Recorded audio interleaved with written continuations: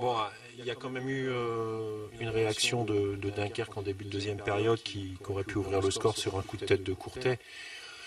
Mais oui, effectivement, je pense que on a fait le match qu'il fallait. Je pense que c'est une victoire assez logique compte tenu de ce qui s'est passé. Mais vous n'êtes jamais à l'abri quand, notamment sur la première mi-temps, vous avez des opportunités et que vous ne les saisissez pas.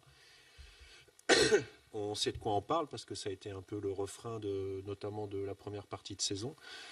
Bon, on est à la mi-temps, on a insisté sur le fait de rester dans ce qu'on faisait, de ne pas être surpris par une réaction dunkerquoise parce que on savait qu'il allait se passer quelque chose, rester cohérent et puis l'état d'esprit du groupe à travers les entrées en jeu ont fait la différence. Donc ça c'est aussi le gros point positif au-delà de la victoire, c'est que c'est un groupe qui a gagné ce soir.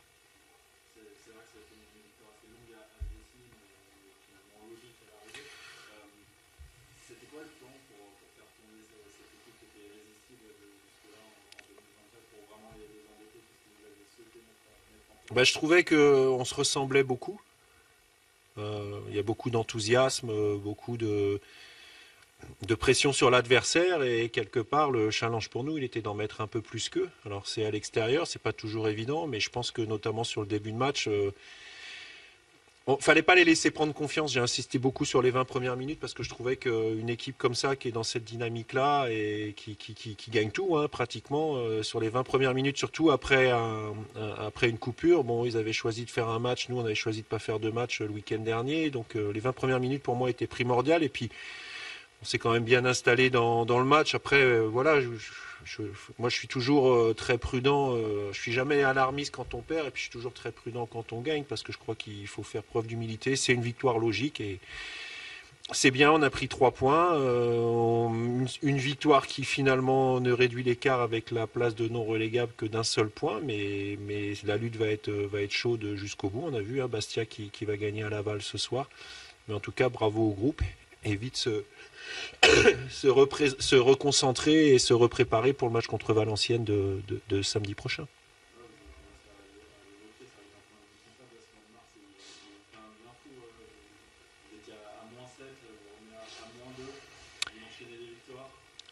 Écoutez, je pense que j'ai été assez, régulier dans ce que je vous ai déclaré. Moi, je suis persuadé qu'on va y arriver. On met des choses en place. Le mercato nous aide beaucoup.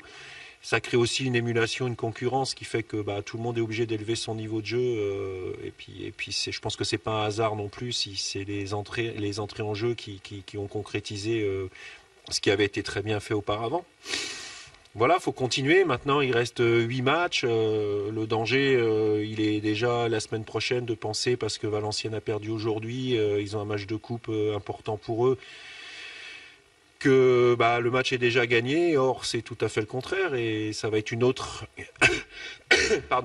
étape encore, c'est de voir comment ce groupe est capable de se préparer sur ce type de match qui est pour moi un match piège.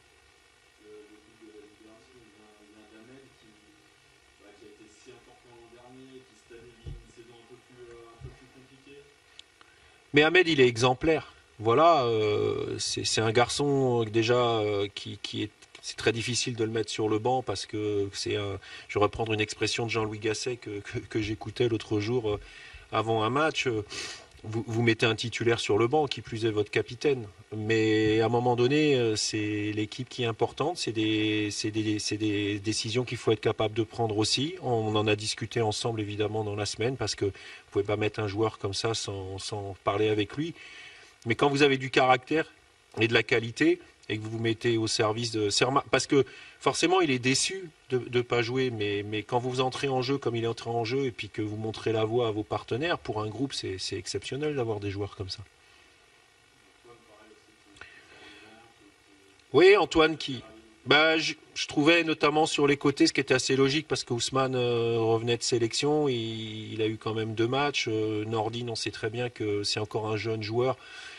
Et puis le débat, je dirais, physiquement s'élevait un petit peu, donc je pensais qu'il était important de pouvoir faire rentrer en jeu de la fraîcheur sur les côtés. J'oublie pas Clément Bilmaz, qui avait fait un super match contre Bordeaux, qui est bien rentré aussi. Mais ils sont tous bien rentrés et J'oublie pas non plus John Goncalves là qui était 19e aujourd'hui. Enfin voilà, nous l'état d'esprit, il a jamais flanché. On s'appuie dessus et aujourd'hui, je suis content pour les joueurs qui soient récompensés. Mais la route est encore longue parce qu'on sait que l'ultime récompense, c'est de pouvoir continuer à jouer en Ligue 2 la saison prochaine.